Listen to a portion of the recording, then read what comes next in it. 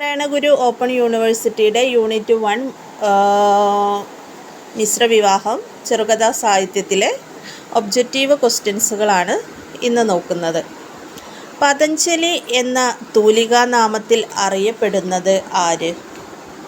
മൂർക്കോത്ത് കുമാരൻ. മൂർക്കോത്ത് കുമാരൻ ആദ്യം രചിച്ച ചെറുകഥയുടെ പേരെന്ത്? കലികാല വൈഭവം.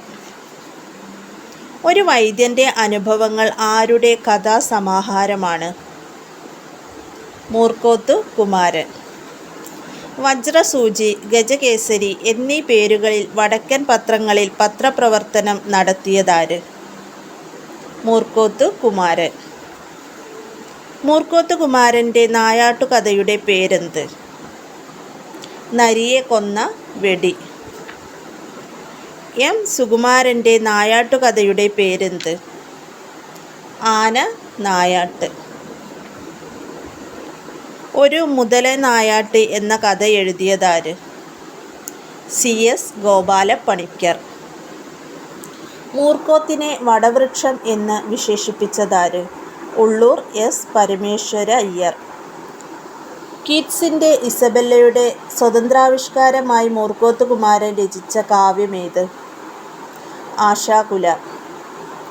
മിസ്റ്റർ മേനോൻ്റെയും മിസ്സിസ് ബ്രൗണിൻ്റെയും കഥ പറയുന്ന മൂർക്കോത്തിൻ്റെ ചെറുകഥ ഏത്?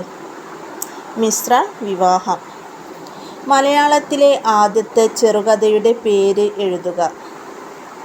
വാസനാവികൃതി. വാസനാവികൃതി പ്രസിദ്ധീകരിച്ച മാസിക ഏത്? വിദ്യാവിനോദിനി. കേസരി എന്ന തൂലികാനാമത്തിൽ അറിയപ്പെടുന്നതാര്? വേങ്ങേൽ കുഞ്ഞിരാമൻ നായനാർ.